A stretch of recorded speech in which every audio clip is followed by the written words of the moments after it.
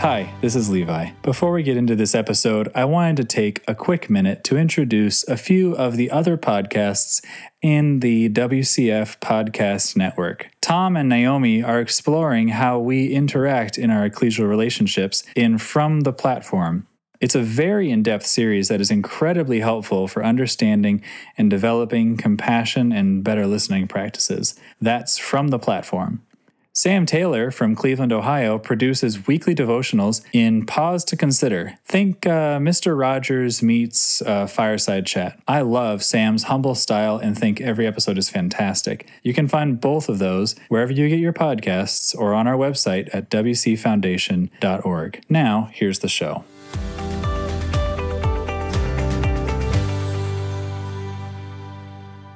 Welcome back to A Little Faith. This is a podcast sponsored by the Williamsburg Christadelphian Foundation. A Little Faith podcast explores both the challenges and hope of living a life of faith. I'm Steve, and I'm here with Alison Routledge, Suzette Thompson, and Viv Brown. We're sitting in Alison's living room, and it's wonderful to be here with you all. Today, we're going to be exploring together what a Proverbs 31 woman can teach us today and how we manifest those learnings and experiences in our own communities. Let's start with Women of Valor, the Proverbs 31 woman. I'd like to read this quote from Rachel Held Evans. The Proverbs 31 woman is a star not because of what she does, but how she does it, with valor. So, do your thing. If it's refurbishing old furniture, do it with valor. If it's keeping up with your 2-year-old, do it with valor. If it's fighting against human trafficking, leading a company, or getting other people to do your work for you, do it with valor. Take risks, work hard, make mistakes, get up the next morning, and surround yourself with people who will cheer you on. So, why did reading Rachel Held Evans inspire you?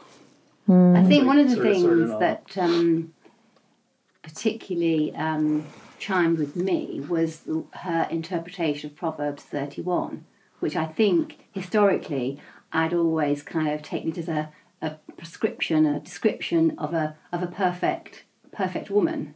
And the way she kind of described it with the Jewish background and things really was very enlightening, really. Yes. Which is why we started a Facebook group called Women of Valor for Christadelphian women, and that it was from Proverbs directly from that, before she died, obviously. So that's obviously made it much more poignant, really, that actually all women are women of valor in their lives. It's not somebody who's the businesswoman or has the perfect children that attend meetings and enjoy attending meetings. It's everything you do. Yeah, so Proverbs 31 is a description of all sorts of different things that different women are doing at different times, not one woman doing them all the time, because how would you ever sleep? I never was any good at sewing. Not me. Yeah, but that woman, though, is, not extraordinary, but is doing a lot of things that are, I don't know what the word I'm looking for, but buying land. Yeah, yes. Male domain. Yeah, that's very interesting, actually, that's in the, that's a curiosity. It's in the Bible, I guess. I think once, so Viv introduced me to Rachel Held Evans when they came up here, and once you start reading her blog posts and exploring more about it, you can't help but notice when you read the scriptures everywhere where women are women of valor, where women are breaking out of this sort of mold that we think they are in and doing their thing, really. And I think that's probably what's encouraged us to try and, in different ways, try and push the envelope a little bit further. Well, it's been mentioned at Sisters' Day, last year, if not the year before. Many of the sisters who've spoken have made reference to her work. I think it's being shared a lot more widely. And there's also Sarah Bessie is another one that is very well known. And So you were talking about Women of Valor, sort of a... it's just a Facebook group. It's a Facebook group. Yeah. Because, I mean, both Alison and I, and probably to a lesser extent Suzette, have these conversations on Facebook with people, and there's lots of these different Christadelphian groups, and every so often people who run them tend to have different topics they don't want to talk about, so somebody else starts another group where you can talk about that topic. And a lot of them are quite male heavy. Yes, definitely. There's quite a lot of very intelligent, bright young men out there, all with different things they want to talk about. And actually, through that medium of Facebook, I've got to know some of them who have actually come and joined our meeting since. So, it is a good place to build relationships. But somehow the issue of women supporting one another doesn't seem to fit into necessarily those groups, because there's such a lot of male stuff happening and doctrinal arguments, which, obviously are interesting if that's the particular doctrine you have a problem with. So it was Alison's idea. I remember sitting in our back garden across the road here one summer saying that you thought it would be a nice idea to start a women-only group, just so that we could have a slightly different perspective and talk about the way our lives, and share things about the way our lives work in the meeting. I mean, I can remember precisely when the thought came into my head to start this group, and it was directly after a particularly interesting and inspiring talk by a woman about Jesus in the lives of women. And after that talk, we were in conversation. I was in conversation with somebody who said she had nowhere to talk about these kind of things because they're taboo in some churches, and some of the ideas were new to her. Some of the ways of interpreting the Bible were new to her, and she just said, and that's what made me think, well, we could start something, a private Facebook group that people join because they're interested in this topic and they know it can be sensitive. So people are asked that they don't sort of repeat what people have said unless they ask their permission, and people can post interesting articles, books that they've read, talks that they've heard, experiences that they've had, be they good or bad, and it's kind of grown from there. So there's about coming up to 250 members now, and I think they're from quite a wide variety of different Christadelphian churches. As far as I can tell, a wide variety of ages. How needed, I mean, this is needed now, but hasn't this been needed for a long time? This sort of thing, this sort of discussion. It really depends what church meeting community you are in. If you're in a community where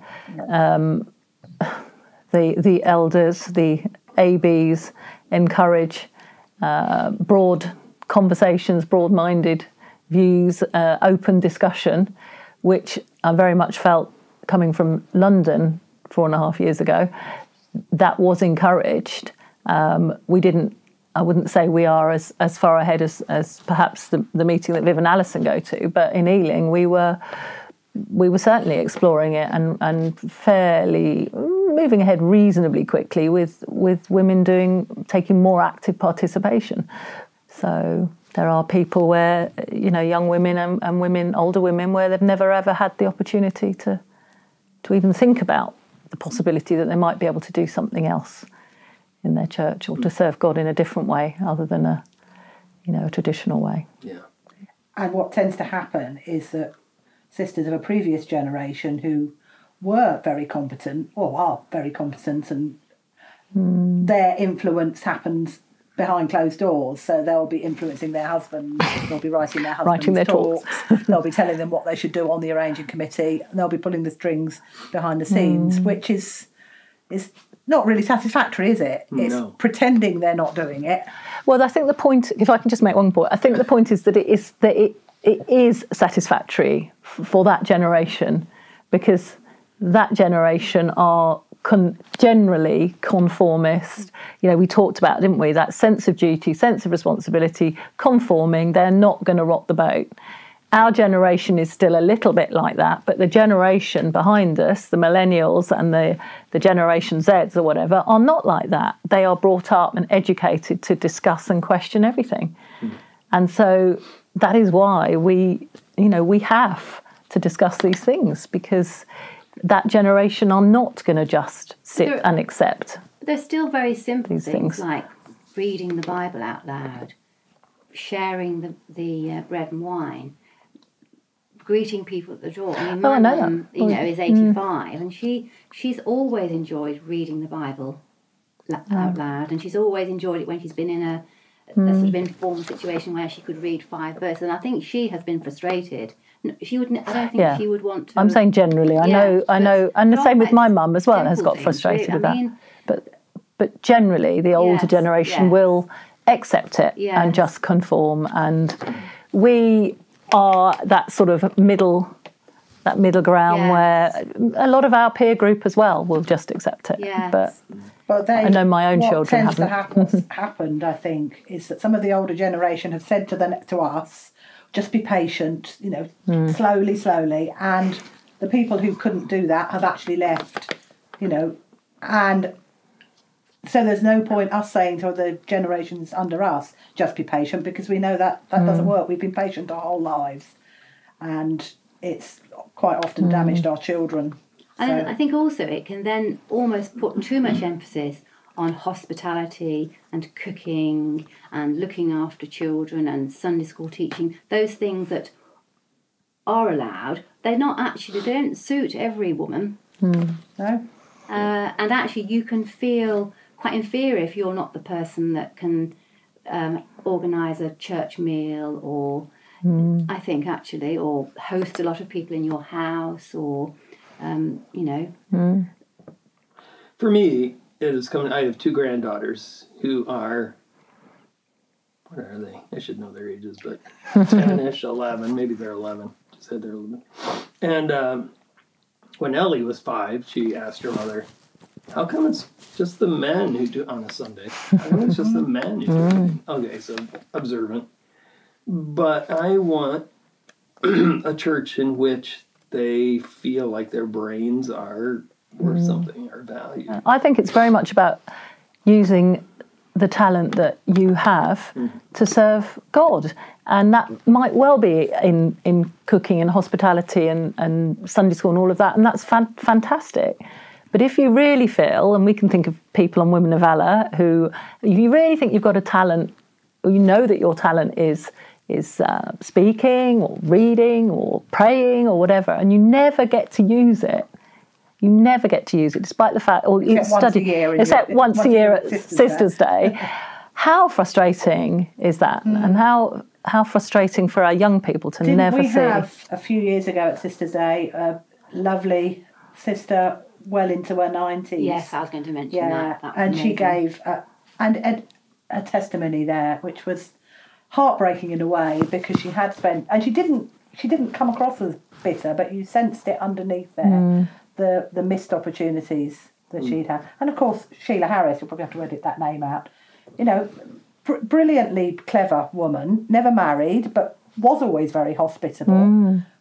She did it all. Lots, and she was a classics teacher. She knew Latin and Greek. Lots of worthy brethren would go and learn from her, but it all had to. She was never allowed to stand up and talk to more than one of them at a time. It's such a shame. But presumably she went to university in quite the early days. Yes. Of women going to university, actually. Yeah. And didn't she have a particular interest in the kind of local Greek? Yes, the Koine Greek, the New Testament Greek, which was very relevant. Which was probably slightly different from classical Greek. Yes, but she's always been an inspiration, I think, hasn't she? Yeah. There's somewhere on the list there we meant to talk about women that inspired us or mentored us, and so there are lots of different directions. There have always been the women who seem to be able to rustle up a lasagna for 10 at the drop of a hat, which is daunting but very nice. But there have always been these other women as well.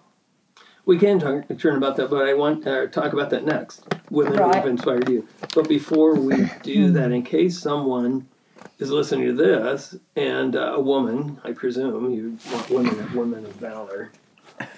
Hopefully you don't have posers who are there. Where do they look? What's a Facebook page called Women of Valor? It's just called Women of Valor. And there are other groups called Women of Valor, so you have to get the right one. I mean, a lot of people have joined because one of their friends has recommended. And we do say from the outset, this is a place where we can feel, safe to discuss these things. So, and that seems to have been what's happened. And some very interesting books get posted and articles, all sorts of things, really. And some people have expressed their own fears and worries and doubts, which has been good too. Isn't it about 10% of Christadelphian churches in the UK are sort of more actively using women in?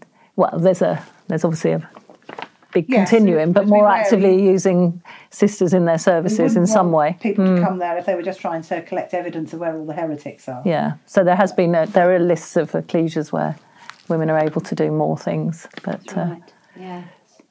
So do you each have you mentioned it, a woman of valor in your past that was someone who made a significant impact on you? Well, we were talking about this earlier in the week, weren't we? I can remember when we were first married with a small child and at a meeting where my husband and I were the young couple, long way from home and family, and there were several people there who were just places I could go to for a coffee with older children. And, nothing spectacular, just friendly. That there were probably 3 or 4 couples, and it probably would be the women that I would see because I'd be walking around with the pram. So that was nice. That was just an experience of some support there. I think in my life there have been older women who gave me real practical support, and I think that's the important thing, really. More the practical support, the shopping when you had a young child, or staying with our older children when I was in hospital, having a baby, that kind of thing. Sometimes I think you have to be so careful that it doesn't become the older woman knows best somehow. That worries me. That worries me about the idea of mentorship, actually, because I think of the workplace and mentorship, and that's usually somebody more senior, somebody more knowledgeable, somebody more experienced who kind of guides you and supports you. And I don't know that you can necessarily move that across to a church setting in the same way. I think support, sharing experiences, but it's so easy for it to come across as knowing how to do things, or you can dismiss something because you've got through that phase and you've almost forgotten it, and also you're living in different times. Just a half generation makes a massive difference to and where you live and who's around you. And I think for me, my greatest support is sitting on my right, really. Somebody who's been my age and been living in the same circumstances, raising children at the same time. I think we've probably shared more things than with somebody older, to be honest, I would say. On a different vein, I would say in terms of encouraging me to use skills that I have, that would have come years ago, having been at a meeting in London where there were brothers who were in the leadership role who actively encouraged me to be on a preaching committee, run the preaching committee, actively encouraged me when Bible classes split into homes. I include my husband in this, actually encouraged me to prepare a Bible class discussion in homes. It was done in a way where it was in homes and that was okay, but that gave me lots of experience of doing Bible study and discussing, throwing out questions and discussing, and then another sister I can remember who's quite a bit younger than me came over from Australia rather, because we had a lot of Australians that come to London, and her background was a very, very traditional Australian background, and she found the openness and the ability to discuss all sorts of things that were totally taboo. She found it so liberating. She was a very, very clever lady, and she would read a lot and she would share a lot with me. So I think women of valour, but also men of valour, you know, to have men that are behind you, whether it's your family members or certain individuals in your church that are behind sisters studying and discussing and doing things, is fantastic. It's as important, that's absolutely true. as important Yes, I think that as is having important. women behind you. I think that's come across in the Women of Valour group, that women do want men to support them and help, because they've had a lot of experience in preparing talks or giving prayers, and it's good to share those experiences they've gone through and how they've gone about it. And I think sometimes perhaps men are a little bit fearful of this change, and perhaps don't overtly show as much support as they might. Do you think? Why would they be fearful, do you think? I guess for a man, a lot of status comes, and feeling of self-worth comes from being on the platform, as it does in work. You know, you've got your work and you've got your meeting role. I wouldn't, yeah. Some men. Some men. No, a lot of men don't want to do it, do they? Yeah, a lot of men, they don't want to do it. Well, that does and come actually across as feel pushed into doing something. I think they a really lot don't want of to do. young men don't want to do it, Yeah. and that can stop them from making the move into being committed. True. Yes. Yeah. Yes. I mean, I think we have tried to think about having some sessions, haven't we, at our church, where we kind of discuss, men and women together, how you might go about. We have done one or two, yes, actually. when we could perhaps do some more of those, actually, really, and it's perfectly acceptable to have things written out or on your phone. But again, it's about doing what you feel you are able to do to serve your church community and serve God. And if a sister does not want to do any talking or whatever, they don't have to. And I think that's where certainly I go to a much more traditional church, and most of the sisters, they would say, I don't want to be on the platform because we have a big platform. I don't want to be anywhere near it. But if you invite them to talk about their job, yes, or how they go about, or an environment that is organising less a meal for the church, formal, or something that's just not a sort of Bible talk as such, something a little bit broader about their experiences with their family, they probably would, or about but also they're involved in, yeah. or somewhere they've visited. That you could, once you kind of broaden things out and make the environment less formal. Yes. So where I belong, the services are all very formal in a very formal hall, whereas we have a lovely hall at the back that you could have chairs around tables and chat. And on the odd occasion we've done that, the sisters, particularly the older sisters, have got great things to say. They've got great Bible knowledge, but like you say, we never hear it. Never hear it. Yeah, short talks, short. You know. But as we said a while ago, previous generations, very few women went to university or went into particularly high-powered jobs. They might well have done jobs which they were expected to give up either when they got married or they had children, and they've made life for themselves in that, and they've become very skilled at some of these other things. So again, there's the threat that somehow, if all the young women are doing different stuff, does that devalue your years of service? And I think there is a fear there that if things change, that means somehow the way you did it was wrong. I mean, I still feel slightly, I don't know quite what the right word is, threatened, guilty. I see younger women now who are going back to work when their children are quite small, which was a choice I didn't make. I was able to stay at home with most of them for quite a lot of the time. But they will probably then, when they're my age, have, high power, that's the wrong word, careers that are perhaps more satisfying. Whereas if you make a different choice, you end up in a different place. You can't do everything. So that's one of those things it's difficult to get over, isn't it? Does somebody else's different choice mean that your choice is somehow wrong?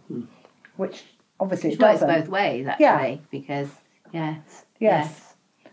And do other people who chose to go out to work full time from, the moment they've given birth, and maybe they didn't have a choice, they then feel bad that they didn't stay at home. Women are very good at throwing guilt on each other. Oh, yes. Between generations. It's the classic mother-in-law, Yes. isn't it? You can't possibly be doing that right. And how dare you leave your baby, with the husband? How can he possibly know how to do it? So there's always that intergenerational conflict. And that's why there needs to be openness and honesty and sharing of these doubts and disappointments, and rather than there sometimes can seem like it's sort of an unwritten pressure. Obviously not unwritten is the wrong word, but to look like everything's fine, everything's going well, the children are all doing what you want them to do, and sometimes we're guilty of not being very honest, I think, sometimes. And, I think we also have to remember that our community has an increasing number of single sisters, for whatever reason, and particularly in London, great careers, they're single, for whatever reason, it doesn't matter why. They must find it very frustrating that they are still told the traditional, well, you learn at home. Ask your husband. You learn from the man at home, whether it's the father or the husband. And it is absolutely, I find it, if it was me, I would be really, really devastated and insulted to be told that. And I can think of a number of single sisters, fabulously capable, really, really capable, who do a lot behind the scenes, but actually would be brilliant on the platform, whatever the platform is. They would be brilliant leading services. What would you tell your younger self? That was good. Now that you've gotten to this point, what word of advice would you give to your younger self that would change things for you personally? Probably relax a bit more.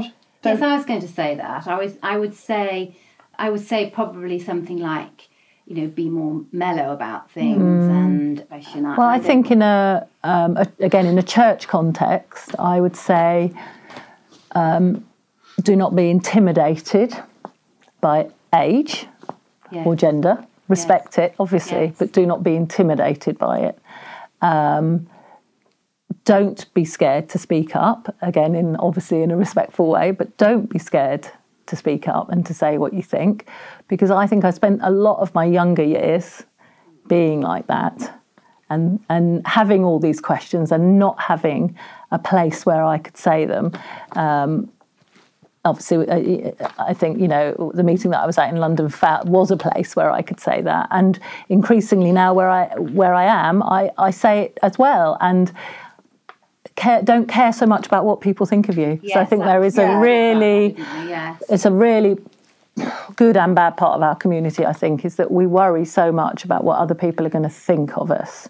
And I don't think we should. I think we should worry about what God thinks of us and what Jesus thinks of us, not about what other people think of us. And that would be mine. Don't be intimidated, and don't worry about what other people think of you. In some ways, especially about what people within the church group think of us. Yeah, that's what I mean. Because actually, how you seem to people, to the other people in your community, is probably more important than the people that you live amongst. And yes.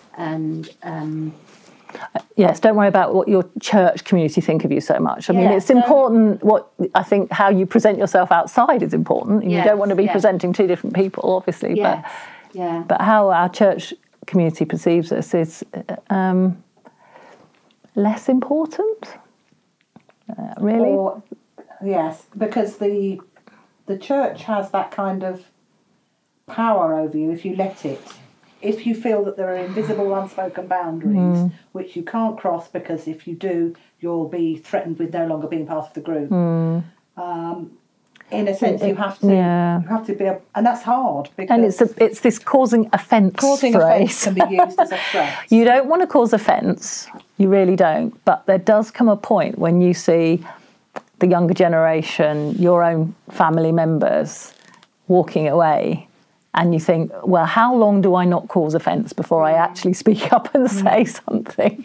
Because we're not bringing the young people along with us, and that's possibly because we're all very nice middle-class English people who don't want to cause offence. Also, don't put too much pressure on yourself, and learn to say no, which I know somebody in this room finds very difficult, but that you can't be everything and do everything. Really, and neither can anyone else. However, it seems, because I think you often look at other people through rather rose-tinted spectacles. Yes, you see apparently perfect lives, and and it's well, we've realised, I think, with experience, that's often not the case, and there's other things going on. Yes, I can remember, at our one couple that seemed to have the perfect life, who then split up quite dramatically, and there was, mental illness involved and everything, and that was a bit of a wake-up call, not to judge other couples, other people in the meeting by the apparent glossiness of their home or, of their children or whatever. So another thing you might say to the younger self is just to value your friends, really. Yes. And there may be a friend anywhere you go. You never quite know when you might meet that person that becomes a lifelong friend, or maybe a friend for a particular season. And allow yourself that downtime to sit and chat and have coffee, because there's always going to be a list of things to do. And, I'm sure we've whiled away.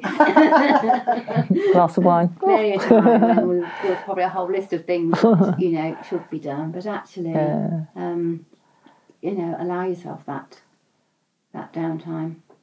Yes, and not...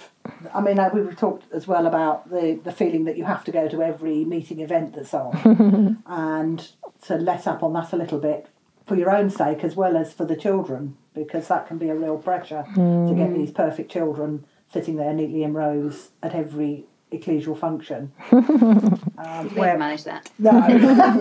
certainly not dressed appropriately. Whereas that can be damaging to them, and the stress involved in making that happen is damaging to you as well. That's not always the best thing to do. Sometimes it would be better to take them for a walk. Another thing I would say in terms of women of valour and whatever is that to take the opportunities when they present them to you. So if, much as I don't want to, and I'm not sure any of us do, if you're asked to give a prayer at Sisters' Day, or if you're asked to do a talk, or if you're asked to be secretary or something, the point is, though, if we don't show that women can do these things, and women can pray publicly, or do a talk, or lead a discussion, or lead a community like the ALS or whatever, then how are we ever going to encourage the next people to do it? And I think that's really important, and I think Viv and Alison absolutely have done that. The things they've organised, the fact that Viv is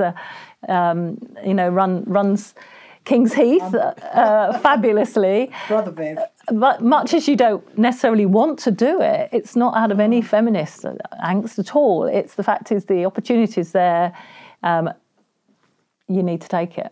Otherwise, nothing will ever change. Organise things outside the kind of standard stuff. Which I think is what we did. Yeah. You've done lots of things. With your girls particularly. But we realised it was going to be difficult to organise this kind of event within the structure as it was then of the church. So you can actually find another way of doing things.